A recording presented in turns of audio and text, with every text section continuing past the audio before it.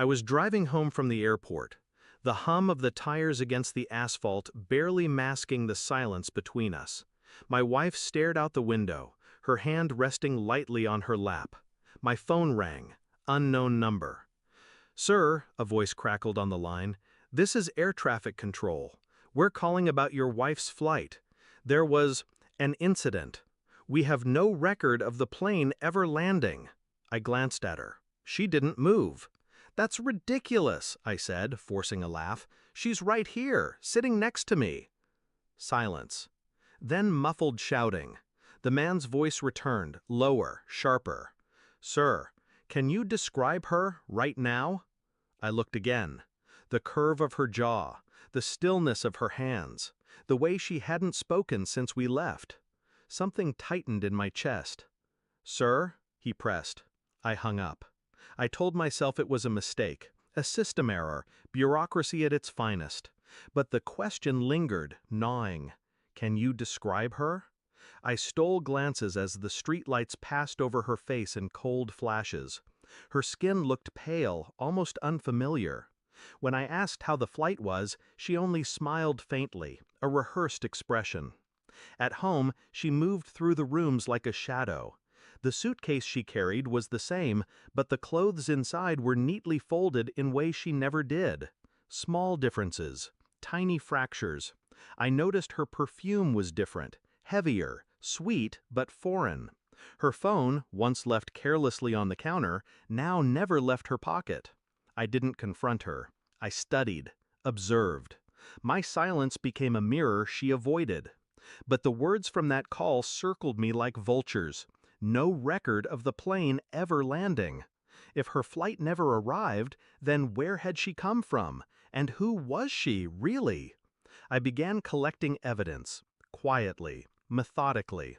Her boarding pass, fake, numbers that didn't match any known flight. Her credit card statement, charges in cities she'd never mentioned. I traced the numbers, cross-referenced the times. Patterns emerged. There was a man, same hotels, same weekends she claimed to be visiting her sister. I pulled phone records, dozens of calls, midnight hours. His number saved under a false name. My heart didn't race, it slowed. Each discovery sharpened my focus, like a blade honed against stone. At night, I lay beside her, listening to her breathe, wondering how long she'd been rehearsing this double life. I didn't speak of it, not yet. Instead, I rehearsed my own lines in silence. I wanted the truth, but more than that, I wanted her to see herself exposed, to see the walls she built collapse without warning. So I waited, patient, cold. The DNA test arrived first. I'd sent away a toothbrush, strands of hair. The results were clear.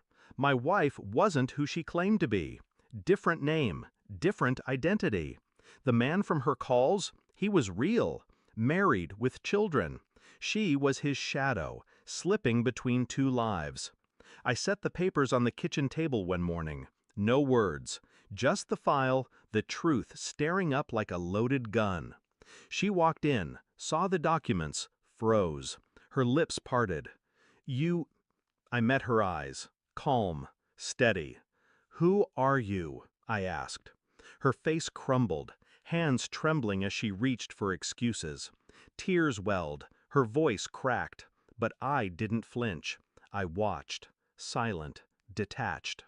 For the first time, she saw herself without a mask. I didn't shout, I didn't accuse, I didn't give her the dignity of my anger. Instead, I slid my phone across the table. The screen lit up with photos, call logs, hotel receipts, layer upon layer of proof. Her tears spilled faster. She reached out, but I pulled my hand back before she touched me. "You were careful," I said evenly, "but not enough." She collapsed into the chair, sobbing into her palms.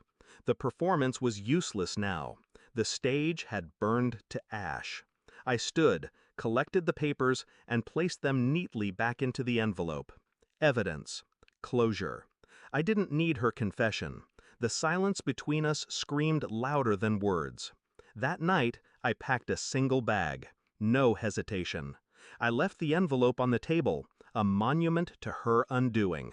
She would wake to it, read it again, drown in it. I stepped into the night, the air sharp against my lungs. I felt nothing, not rage, not grief, only clarity. Betrayal isn't an explosion, it's erosion, slow, invisible, until the ground beneath you gives way. As I drove away, I realized the truth. She hadn't destroyed me, she had unmasked herself, and I was free. I never looked back.